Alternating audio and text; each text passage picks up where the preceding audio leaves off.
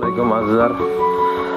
Nasib bo'lsa mana bugun endi karavot, reshotka, karavot, ishkom va ishlaymizmi o'sha xizmatlar bilan tanishtirib o'tamiz bir boshdan. Mana bu karavotimiz profil 2 ga 4 qalinidan bo'ladi. Bular qalin gullardan bo'ladi. Osonlikcha nima deydi, qayrilmaydi ham boyaga qalin gulni vidni chiroyli chiqaradi. Va qo'shimcha pastlarga ham reshotka qo'yganmiz, mana yosh bolalar uchun va pastlik uchun. Bular temirdan bo'lgan. Zinalar ochib yopiladi, bemalol.